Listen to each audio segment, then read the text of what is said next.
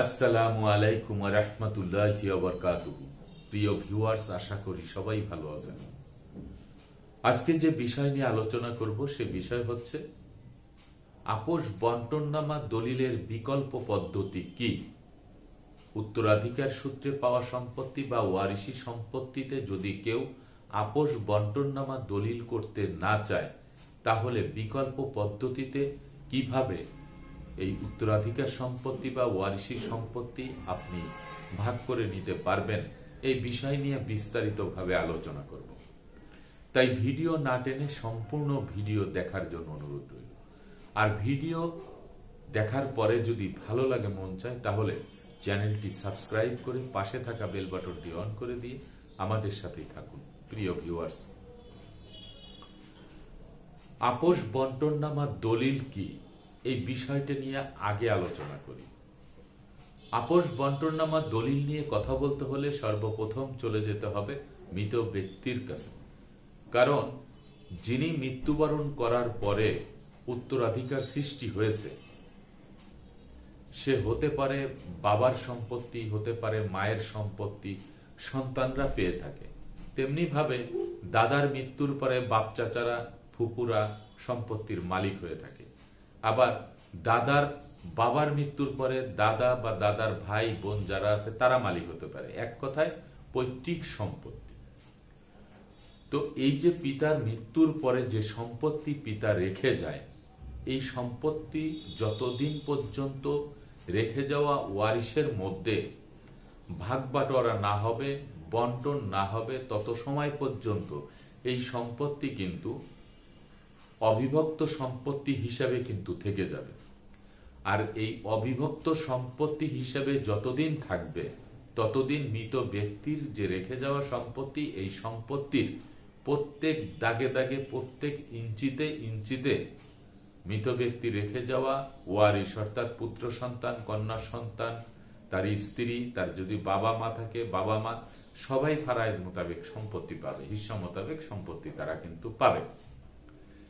এখন বাবা মায়ের মৃত্যুর পরেই কিন্তু সন্তানরা বা ওয়ারিশরা মালিক হয়ে যান না। এই মালিকানা হওয়ার আগে তারা নিজেরাই কিন্তু ভাগ বাটোয়ারা করে মৌখিকভাবে ভোগ দখলে থাকেন। এই ভোগ দখলে থাকার কারণেই যে তারা ব্যক্তি মালিকানা অর্জন করেছে, সেটা কিন্তু প্রমাণ করে না। অবিভক্ত সম্পত্তি পিতামাতার মৃত্যুর পরে সন্তানরা অগ্রাধিকার ভিত্তিতে মালিকানা পাবেন, এটা চিরন্তন সত্য কথা, এবং আইনেও কিন্তু সেটি আছে। কিন্তু আইনগত দিক থেকে এই সম্পত্তি ভাগ করতে হলে আপনাকে আপোষ বন্টননামা দলিল করতে হবে। কেউ কেউ বন্টননামা দলিলও বলে থাকেন। তা আপোষ বন্টননামা দলিল এই জন্যই বলা হয় যে, যে কয়জন ওয়ারিশ রেখে যে ব্যক্তি মারা গেলেন, জমির যে মালিক, প্রকৃত মালিক, তিনি মৃত্যুবরণ করলেন, তার রেখে যাওয়া ওয়ারিশরা আপোষে বসে এক জায়গায় তারা এই মৃত ব্যক্তির সম্পত্তি যে কয় দাগে থাকে, সেই কয় দাগ থেকে তারা কিন্তু সম্পত্তি পাবেন। এখন আপোষে করলে হয় কি, কোনো ভালো জমি, খারাপ জমি, নিচু জমি, পুকুরের জমি, কৃষি জমি, কে কোন জায়গা থেকে নেবে এবং কে কোন জায়গার সম্পত্তি পেলে খুশি হবে, এই বিষয়টা আপোষে যদি মীমাংসা করা হয় তাহলে সবচেয়ে বেটার হয়।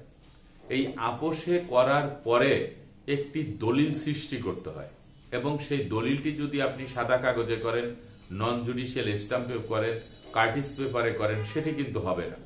আপনাকে সরাসরি দলিল লেখক দিয়ে লিখিয়ে তারপরে আপোষ বন্টননামা দলিল করতে হবে। এই আপোষ বন্টননামা দলিল সাব রেজিস্ট্রার অফিস কর্তৃক রেজিস্ট্রি করে নিতে হবে। এই আপোষ বন্টননামা দলিলের বিষয় 2004 সালে বাধ্যতামূলক করা হলেও এটি কার্যকরী ব্যবস্থা কেউ গ্রহণ করেন নাই, যার ফলে এই জমি সংক্রান্ত বিষয় ওয়ারিশদের মধ্যে অনেক বাক বিতণ্ডা, এমনকি বিজ্ঞ আদালতে মকদ্দমা পর্যন্ত হয়। আপোষ বন্টননামা দলিল করলে সবচেয়ে সুবিধা হলো যে, আপনি যদি বাবার রেখে যাওয়া সম্পত্তি প্রত্যেক দাগে দাগে যদি 1%, 1.5% বা 2% করে সম্পত্তি পান, তাহলে প্রত্যেক দাগে দাগে 2% সম্পত্তি পেলে এই সম্পত্তি চাষাবাদ করা থেকে শুরু করে ঘর বাড়ি নির্মাণ করা বা স্থাপনা নির্মাণ করা দুরূহ ব্যাপার হয়ে যায়। আর যদি আপোষ বন্টননামা দলিল করে আপনি 5টা দাগ থেকে যদি এক দাগে 10% জমি নিতে পারেন এবং অন্যান্য শরিক বা ওয়ারিশ বা ভাই বোনরা যদি সেখানে সম্মতি দেয়, তাহলে এই আপোষ বন্টননামা দলিল হচ্ছে সবচেয়ে উপকৃত একটি দলিল।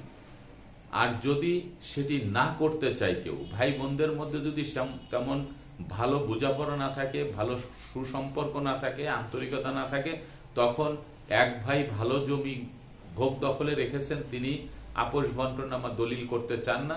তিনি মনে করেন যে এখন আপোষ বন্টননামা দলিল যদি করতে হয় তাহলে আমার ভালো জমিটি ছেড়ে দিতে হবে। আবার অনেক বোনরা আছে, তারা কৃষি জমি পেয়েছে, কেউ পুকুরের জমি পেয়েছে, সেই সম্পত্তি তারা নিতে চান না। এই নিয়ে কিন্তু অনেক ধরনের সমস্যা হয়।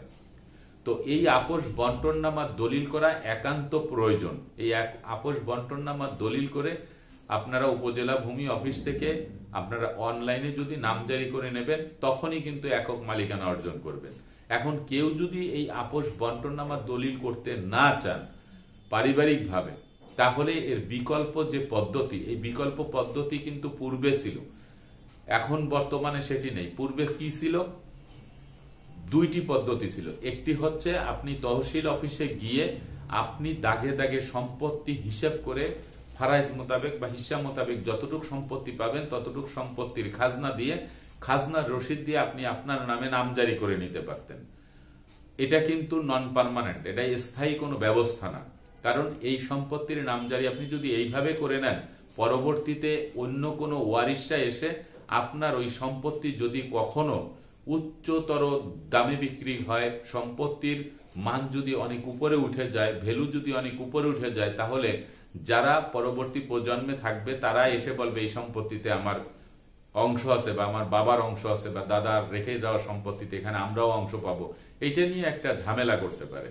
যার কারণেই সরকার কিন্তু এই আইনটি কিন্তু করে দিয়েছেন যে আপোষ বন্টননামা দলিল বাধ্যতামূলক, এবং এই আপোষ বন্টননামা দলিল সাব রেজিস্ট্রার অফিস কর্তৃক করতে হবে।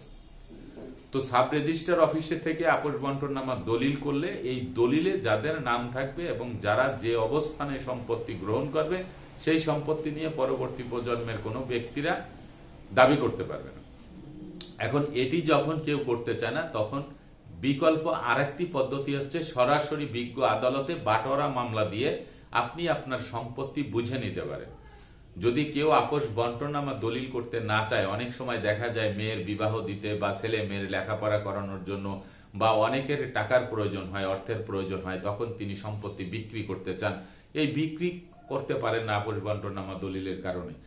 সেই ক্ষেত্রে আপনি সরাসরি বিজ্ঞ আদালতে যদি বাটোয়ারা মামলা দেন, বাবা রেখে যাওয়া সম্পত্তি ওয়ারিশ কায়েম সনদ নিয়ে এবং বাবার যে দলিলা দিয়েছে তার কপি দিয়ে যদি বাটোয়ারা মামলা দেন, তাহলে আদালতও কিন্তু আপনার ঠিক অ্যাডভোকেট সাহেব যিনি যাকে দিয়ে মামলাটা করাবেন, সেই অ্যাডভোকেট সাহেবও কিন্তু সেই ফারাইজ মোতাবেক প্রত্যেক দাগে দাগে আপনার সম্পত্তিটি উল্লেখ করে একটি মকদ্দমা দিবেন।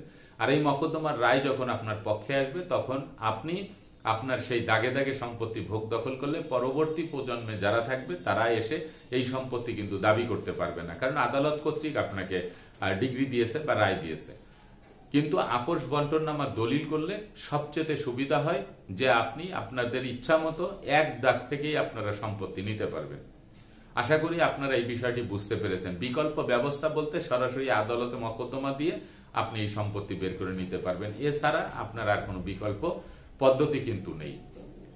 পূর্বে যারা ছিল, এখন যারা বর্তমান অবস্থাতে আপোষ বন্টননামা দলিল ছাড়া জমি ভোগ দখল করতেছেন, তারাও কিন্তু উপস্থিত যারা আছে তাদেরকে নিয়েও কিন্তু আপোষ বন্টননামা দলিল করতে পারেন যে আমরা যে যেখানে আছি সেইখান থেকেই জমির মালিকানা পাবো এবং এখানে কারো কোনো আপত্তি নেই। সেভাবে সবাই মিলে বসেও কিন্তু আপনারা আপোষ বন্টননামা দলিল করে নিতে পারেন। এটি করলে চিরস্থায়ীভাবে একখণ্ড জমির যে মালিকানা সেটি কিন্তু আপনি পেয়ে যাচ্ছেন। মৌখিকভাবে করলে সেই সম্পত্তি কখনোই বিভক্ত হবে না, সারা জীবন অবিভক্তই থেকে যাবে। আর আপোষ বন্টননামা দলিল ছাড়া এখন কিন্তু আপনি নামজারিও করতে পারবেন না, আর আদালতের জাজমেন্ট ছাড়া। আশা করি বিষয়টি আপনারা বুঝতে পেরেছেন। আজকের মতো ভিডিওটি এখানে শেষ করব। আগামীতে দেখা হবে অন্য কোনো ভিডিও নিয়ে। সে পর্যন্ত সবাই ভালো থাকবেন, সুস্থ থাকবেন, আর আমার জন্য দোয়া করবেন। আল্লাহ হাফেজ।